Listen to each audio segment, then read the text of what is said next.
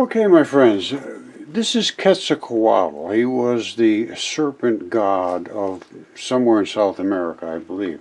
And I believe this is Quetzalcoatl here on Earth, and I will show you precisely where he is. And this is, of course, the head and the feathers coming up. You see this right here? You see the beard? This is important, because this is what we're really going to be looking at, is the beards of the dragons. They come right down from here. And just like he shows it in the picture. Alright, so where is Quetzalcoatl? Right there. There's his nose. Comes up around his head, his body, snakes all the way up the East Coast. There is these flails that come down from his chin. They're the whiskers. And he's spitting something out here into the Gulf. Now, he runs all the way up, and it's a feathered serpent. And here's the feathers up here. These are not hills and valleys. These are actually feathers from this plumed serpent. You see that? You've got Google Earth. You come up and look at it. Now, not only is there this one here, who is Quetzalcoatl. If we go over here, I believe this is Typhon, who is also mentioned in the ancient texts, and also has dragon beard, exactly the same as the other one. Here's the dragon's head right here. This is his head, all the way up here, all the way down around. There's his neck and his throat. And here's the beard right here. You see the beard coming off? And that's where they emit all of the nasty stuff from, that is the toxin that kills things. And this dragon runs all the way across North Africa. I've shown it hundreds of times. All the way across and attacking this fish. Again, you have Google Earth, you come up and look at it. I'm not going to go through it in extreme detail again. I've done it many times.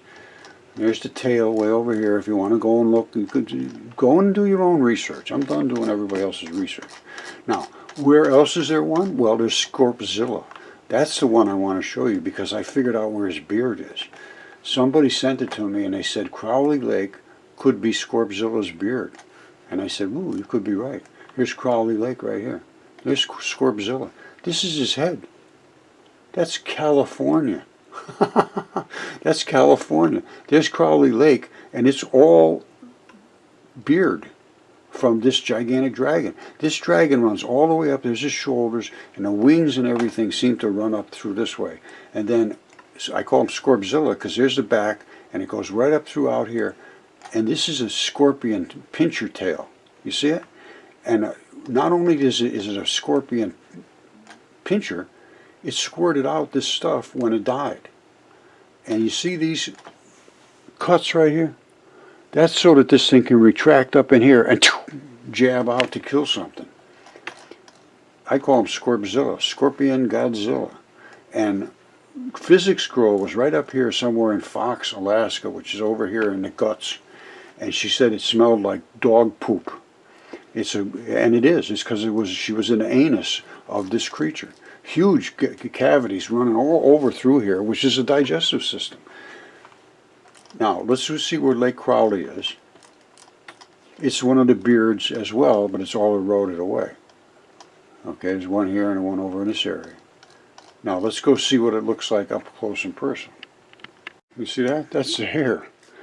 They came up through here, black and red. Everything that I've found has the same kind of blood as us. Iron-based blood, red and black. That's the two different oxidation states of the iron in us. All right, look at all the little lines through there. That's what hair does. And this is what's called Kaolin Clay. Kaolin Clay is a real fine clay, and it's this clay of skin. And they make fine china out of it.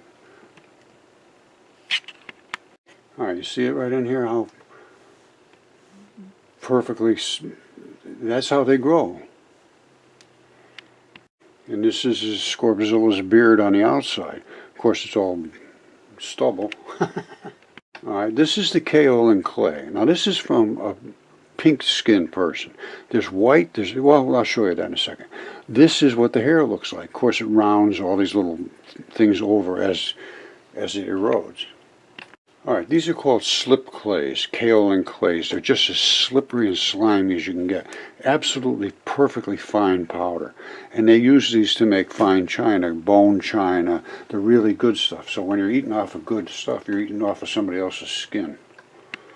All right, so what does all this have to do with us and God and all this business? Well, in the ancient texts, it was said that there was 365 gods.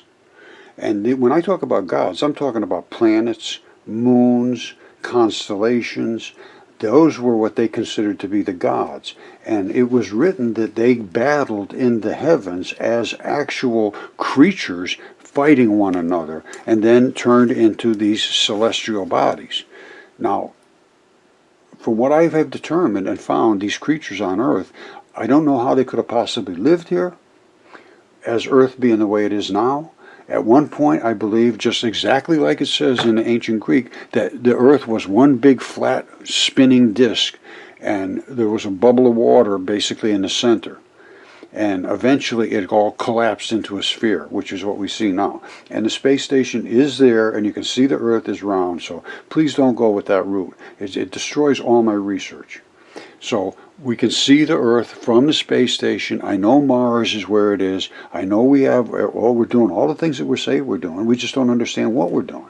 And we are landing on creatures' bodies and not understanding. So who do we follow? Who are you going to follow? If there was 365 gods, it appears that there was one God Almighty.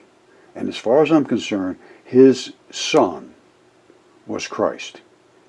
And God Almighty said, look at these crazy monsters and things that somehow they mated with my creations, and they destroyed everything I did. I'm going to have to wipe them off the face of the planet. And he tried, and it wasn't successful. He sent his Son, Jesus Christ, down after the deluge, and he says, look, you do what I tell you to do. You get out of this thing alive. If you don't, you're screwed. And your eternity will be just as miserable as you can possibly imagine. And you look at these creatures I'm showing you, and the things that were written, and Tartarus and all these other things, I have no reason to doubt any of that anymore, none. I was never religious. I never thought anything about it because nobody could show me any evidence. I'm showing evidence that nobody can stand against. And they are standing against it because they are so scared to death now that they have been totally wrong. And until they turn themselves around, as far as I'm concerned, your eternity is going to be a disaster, absolute nightmare. Now, I don't know, there's all kinds of different races of people. And it appears that either Jesus Christ came to each race as their hero, Buddha and Allah and all of the other deities that came down to these different races. Was that Jesus Christ himself? Or was that particular God's son? They all must have had offspring. So I'm just looking at the ones that came down with peace and love in their hearts. That's Jesus Christ, Allah, Muhammad. Most of them were not murderers and killers. And then you had a whole lot of them that were just absolutely insane. Nothing but wars and violence and hatred. And I'm going to search for Jesus Christ and I hope that his Father is God. And I believe it now. I have faith in that now. So I finally found something that sort of soothes my soul a little bit. Because at some point we're all going to go. And if you start to believe things that aren't true and work against the things that are true, and more than likely you're not going to do too well in the next life. And Jesus Christ himself said that earth is a body and earth is a corpse. And there's nothing but corpses and bodies on earth as I can find.